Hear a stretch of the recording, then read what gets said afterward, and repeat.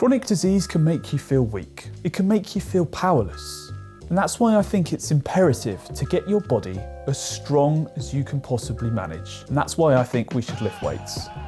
I've got IBD, which is a chronic disease of the bowel, which causes chronic inflammation, makes you feel tired. My friend has chronic arthritis, and he's one of the strongest guys that I know now. He started off basically anorexic and weak and was having lots of pain in his hands. And he fought tooth and nail to get as strong as possible. And now he finds it easier to live on a day-to-day basis with his arthritis. It's not so much of a problem. And for me, my reasons for getting as strong as possible is so if my symptoms come back around and they hit me, put me down, I'll be stronger than last time, so it won't put me down so far, because it's about managing it. So how does lifting weights and getting strong get you resilient? Well, it gives you a bit of that fighter's mindset, so you're not so easily put down when things go wrong. It also just gets your body in a healthier shape, so maybe the issues aren't going to hit you as strong next time. Maybe your symptoms won't be as bad. Also, what I think lifting weights helps you do is focus on actually eating right. And maybe your diet is poor, maybe your sleep is poor. Maybe it might be hard to sort out your sleep due to chronic illness, but maybe you can make that more of a priority and put some things in place to help you sleep. So it's not just lifting weights makes you better, but it's more like the mindset that it brings you. It makes you think about your health in different ways to optimize your body, thinking about your diet, your sleep, and exercise is such an important part of that too. There's the trifecta of things that you can be doing.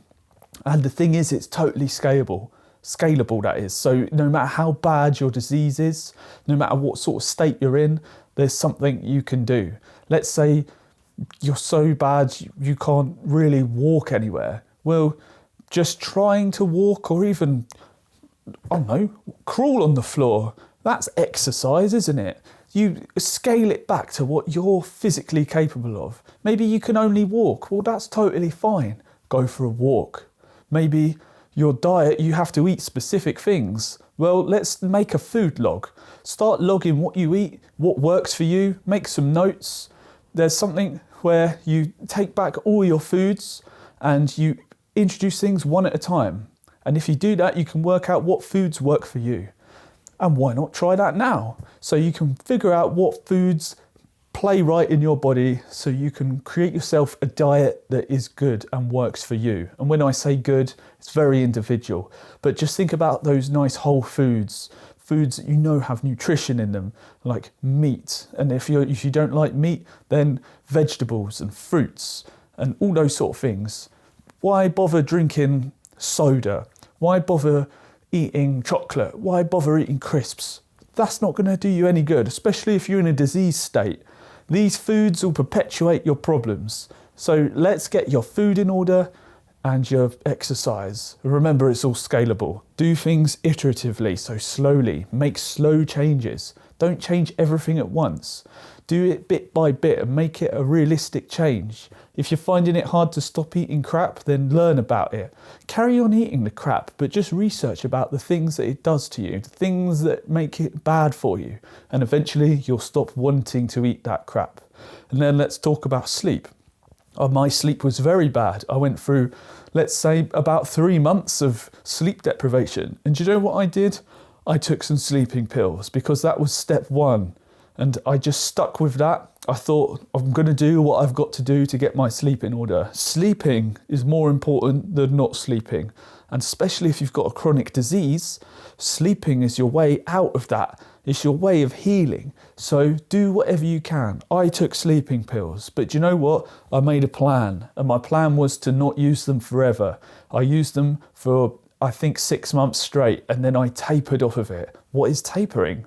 Tapering is when you take your pill, your dose, and you slowly reduce it over time. So the impact on your mind and your physical addiction to that drug is minimized. So let's say I take one pill and I take that and I go to sleep. Well, I take that for a week and I decide it's time to stop taking this drug. So weeks passed, let's cut a little bit off of that pill.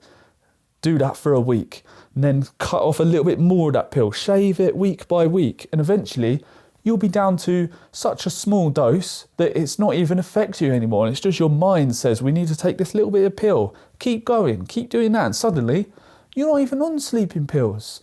And now your sleep's better. But that's just one way I implemented it. The second way was I set a routine bedtime and I stuck to that as often as possible. And you know, as long as you do it 80 to 90% of the time, it's fine. So let's start with some exercise. Scale it back to what you're able to do. Start logging your foods. What works for you? What can you replace? Learn about the foods that you're eating. Find out which ones are unhealthy.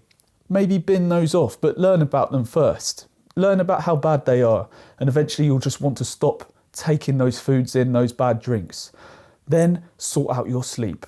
Get that as tight as you can. I know some chronic illnesses, sleep's going to be really hard, but just do what you can. If it's pain, maybe, try some painkillers and taper off of them. Sleeping pills, whatever it takes to start getting the sleep that you need.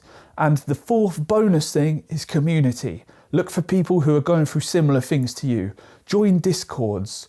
Reach out to people on Facebook. Post in your Instagram stories how you're feeling. People will find you and resonate with you. And then that way you can share your stories, they can share them with you, you can learn from each other, and you can all move forward feeling better and accepted in society. That's what we all need. Exercise, food, sleep, community. And that's it. Thank you for watching.